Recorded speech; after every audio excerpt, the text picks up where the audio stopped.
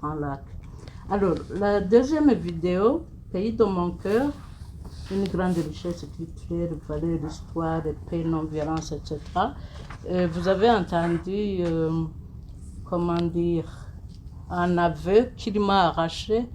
Ce n'était pas collé. Les images que vous avez vues, c'est les images, les photos, les illustrations de mon action à travers l'ONG Bangwe Dialogue. Et ça, c'est entre autres parmi 1000 manifestations d'appel à la paix. Et les femmes dans tous les quartiers, chez les jeunes, toutes les couches, nous aimons nous exprimer ainsi, à travers l'artisanat, à travers la culture. Ça, c'est un cadeau qu'on m'a fait au Rwanda en 2002. Voilà, Burundi, Congo, Rwanda, Bangwe, c'est notre logo. C'est arrêter de vous battre, c'est ça que ça signifie. Mais ça traduit une longue culture de non-violence. Voilà encore une contradiction. Nos sociétés sont des sociétés qui préconisent tellement la non-violence. Quand nous étions enfants, moi, ma mère disait attention, ne tuez même pas un petit lézard. Hein? Sinon, vous allez voir ce que vous allez voir. Mais ce sont ces sociétés-là qui ont été atteintes par des démons, on ne sait pas comment. Alors, la troisième vidéo, la femme au regard triste, c'est pareil. Et il a dit, je ne répète pas, ça c'est une histoire romance, hein, oui, mais là se joue le statut de la femme. Et ce statut de la femme, il y a beaucoup de choses à dire. L'essentiel, c'est que comme partout en Afrique, les sociétés traditionnelles, c'est l'homme avant. Mais il faut souligner quand même que l'Église, la colonisation veut dire aussi la christianisation. Même s'il y a beaucoup d'auteurs qu'on reproche à l'histoire coloniale et au rôle de l'Église catholique qui a été joué, quand même, il faut reconnaître que pour le statut de la femme, l'Église était contre la polygamie. Et ça, c'était quand même important pour la femme mariée. Par contre, il y avait des coutumes vraiment qui ne toléraient pas comment dire, les grossesses, les mariages précoces, les filles célibataires et tout et tout. Il y avait des coutumes très sévères.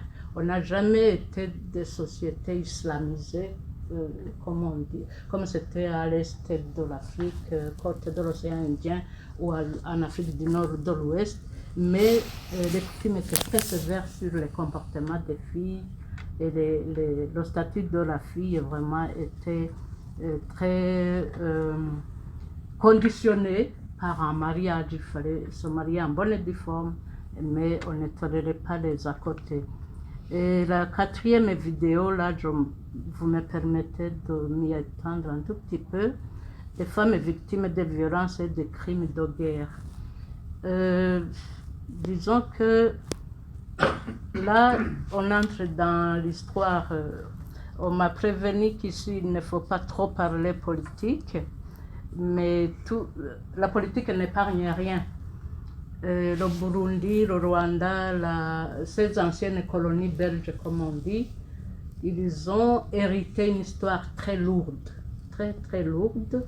Si j'évoque quelques dates que j'ai relevées, d'abord, chaque pays a son histoire. L'histoire du Burundi et du Rwanda sont à peu près proches, semblables. Ce sont des royaumes qui faisaient partie d'un grand ensemble d'Afrique de l'Est. Si on avait le temps, on projetterait des cartes, mais on n'a pas le temps. Vous voulez qu'on... Oui. Oui.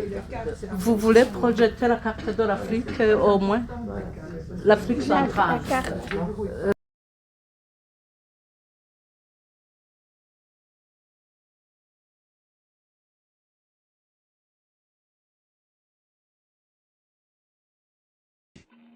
Le roi Mwezi se résigne à signer avec les militaires allemands le traité de Kigaranda le 6 juin 1903. Ce traité reconnaît théoriquement le pouvoir du Mwami, mais ce dernier est assujetti aux Allemands. Il doit consentir à diverses concessions.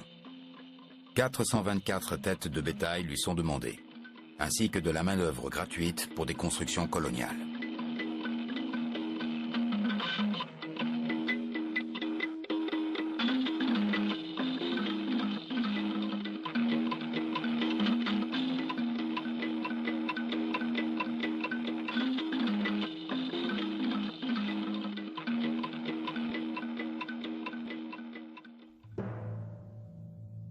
Une grave rébellion éclate au sud-est de l'Afrique orientale allemande.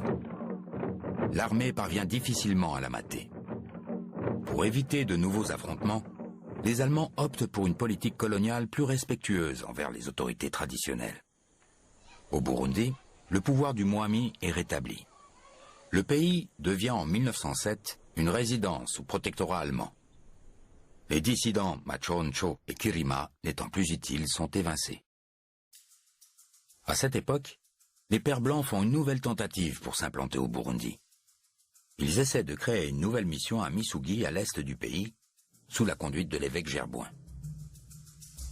Le poste se situe entre les territoires de deux chefs rivaux, Muzazi et Senyamurungu. L'implantation de la mission et les enjeux qu'elle amène la mettent au centre d'un conflit entre les deux chefs. La mission est brûlée 2 fois de suite.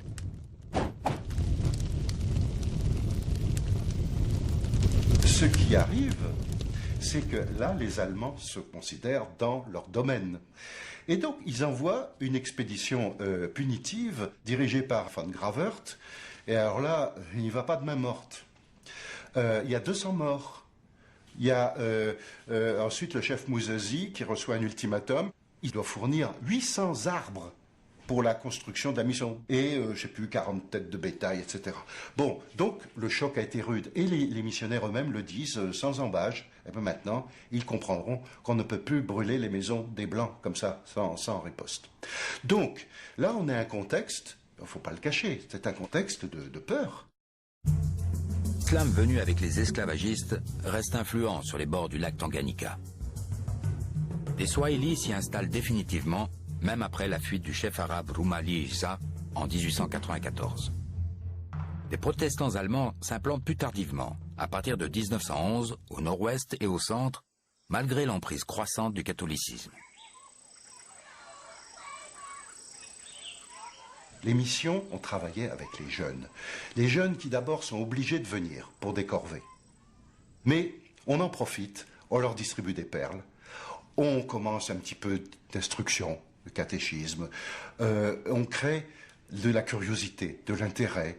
La mission devient comme une nouvelle cour. On va Goussaba, chez ces gens. Donc il y a des tas de gens qui développent leur carrière, si on peut dire, qui découvrent un autre monde. Ils vont aller à l'école, ils vont apprendre à lire après. En 1916, la Première Guerre mondiale a éclaté depuis 2 ans. L'armée coloniale belge, composée majoritairement de Congolais, prend l'avantage sur les Allemands dans la région du Burundi. Ils sont aussi appuyés par l'armée anglaise, venue d'Ouganda et du Kenya. En 1916, l'armée coloniale belge victorieuse, commandée par le général Tombeur, arrive jusqu'à Tabora, en Tanzanie. À partir de cette date, la Belgique gère le Rwanda et le Burundi comme un seul territoire, appelé Rwanda-Urundi, sous la supervision de la Société des Nations, qui devient plus tard l'ONU. En 1932, le pays est divisé en 7 territoires. Ces territoires sont subdivisés en chefferies et en sous-chefferies dirigées par des Burundais sous l'autorité du Mwami. Mais c'est l'administration coloniale qui a le dernier mot. C'est-à-dire qu'officiellement, le Mwami continue à être le pouvoir suprême au-dessus des chefs. Qu'en 1929, il représentait encore 20% des chefferies, ils ne sont plus que 7% en 1933 et 0% en 1945. Dans une moindre mesure, les Belges marginalisent une des familles dynastiques les plus importantes de Baganois, les Béhézi, descendants de Mwezi Gisaabu, au profit de chefs de la lignée des Bataré.